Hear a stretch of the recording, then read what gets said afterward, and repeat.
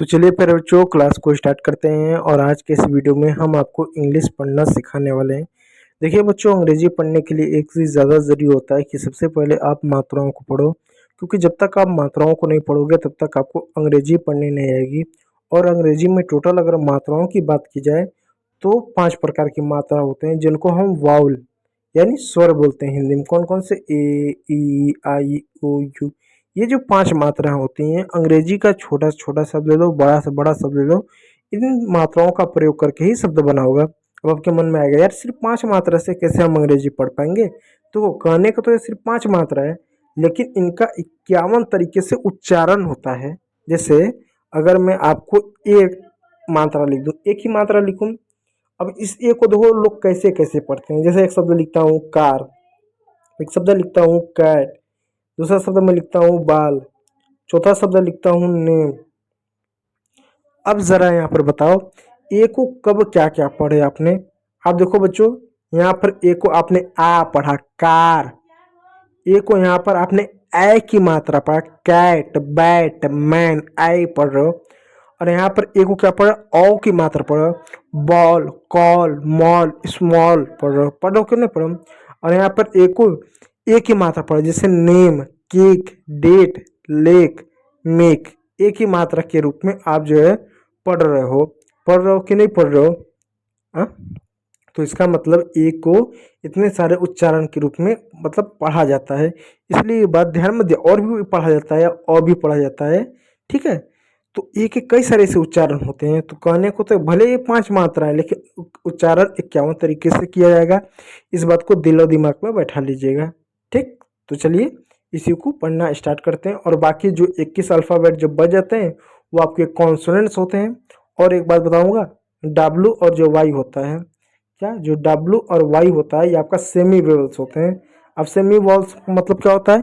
यानी ना तो पूरी तरह से कॉन्सोनेंट होते हैं, ना तो पूरी तरह से वाउल होते हैं, दोनों का मिक्सचर होते हैं, ठीक।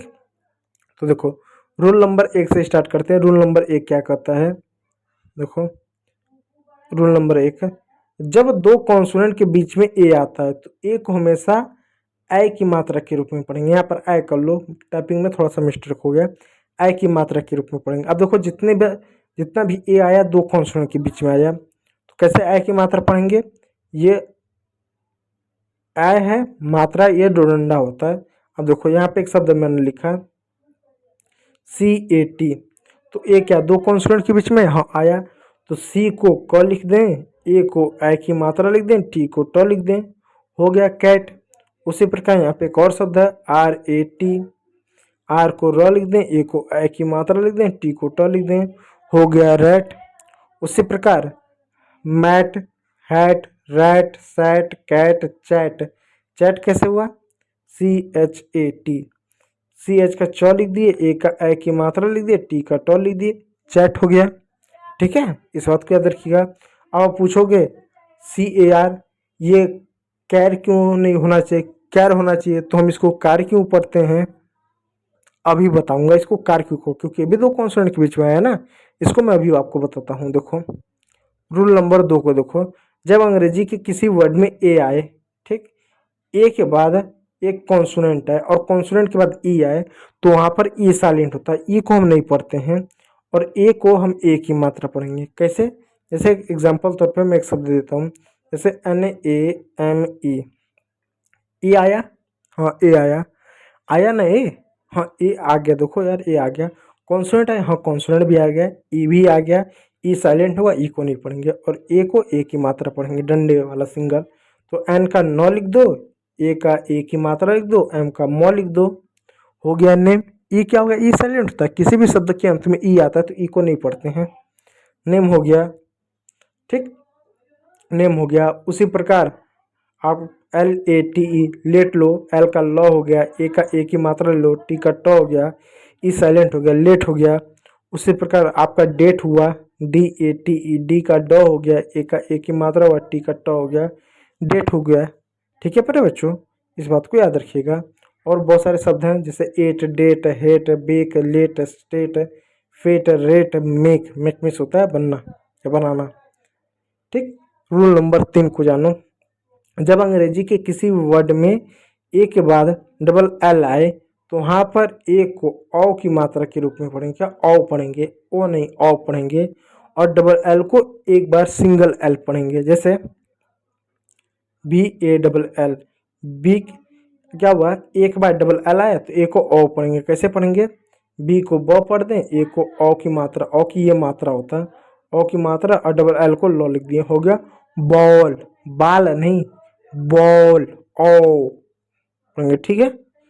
उसी पर का CALL हुआ, सी का क पढ़ेंगे, ए का ओ की मात्रा, एल का double L, call, mall, tall, fall, hall, stall, small, all, ये सारे के सारे शब्द होंगे। अब स्मॉल कैसे हुआ देखो, SMALL, दो कॉन्सोनेंट एक साथ होते हैं तो पहले वाले कॉन्सोनेंट को आधा लिखते हैं, ये मैं आपको बार बार बता चुका हूँ। तो आधा सा लिख दो, पूरा एम लिख दो, ए का ओ की मात्रा लिख दो, डबल एल को एक बार लो लिख दो। अब पूछोगे डबल एल भी तो दो बार कॉन्सोनेंट आया, जब दो बार कॉन्सोनेंट एक जैसे होते हैं, जैसे double L, double S, double T, double M, double P, तो एक बार लिखते हैं, ठीक। डबल कॉन्सोनेंट के भी कई सारे नियम है, मैं उसको आपको धीरे धीरे पढ़ाता चलूंगा। चलिए रूल नंबर 4 को, अब देखो CAT कैट हुआ ना, दो कॉन्सोनेंट के बीच में ए आया तो आपने ए की मात्रा पढ़ा। अब देखो CAR कार क्यों नहीं हुआ, आपको यहाँ पता चलेगा। देखो जब अंग्रेजी के किसी वर्ड में ए के बाद आर आए तो वहाँ पर ए को आ की मात्रा पढ़ते हैं, ठीक है। यानी ए के बाद आर हो, एस हो, ST हो, SK हो, ऐसे बहुत सारे शब्द आते हैं तो वहाँ पर ए को आ पढ़ते हैं। फिलहाल तो अभी आर वाला नियम जानो, ठीक है। देखो जैसे एक शब्द है CAR कार, तो सी को क लिख दो, एक के बाद आर है तो हाँ आ की मात्रा और र हो गया कार। उसी प्रकार एक और शब्द लिखो DARK, डी का क्या लिखो, ड लिखो, ए को क्या आ की मात्रा लिखो, आर और के दो कॉन्सोनेंट एक साथ हैं तो पहले वाले कॉन्सोनेंट को आधा लिखो, तो आर को ऐसा उड़ा कर लिखोगे तो के लिख दो, आर उड़ा कर लिख दो, आधा आर, हो गया डार्क। उसी प्रकार एक और शब्द हो गया FARM, फार्म हो गया, एफ का फ लिख दो, ए का आ लिख दो क्योंकि आर है, आर ऐसे उड़ा के लिखो, एम को म लिखेंगे। तो आर को ऐसा उड़ा के क्यों लिख रहे हैं, क्योंकि दो कॉन्सोनेंट एक साथ होता है तो पहले वाले कॉन्सोनेंट को आधा लिखेंगे, तो आर है तो आर को ऐसा आधा लिखेंगे, ठीक, फार्म हो गया। इस बात को याद रखिएगा। तो उम्मीद करूंगा वीडियो अच्छा लगा, यदि अच्छा लगता है तो एक लाइक ज़रूर कीजिएगा, चैनल पर ना तो सब्सक्राइब जरूर कर लीजिएगा। वीडियो को देखने के लिए बहुत बहुत धन्यवाद।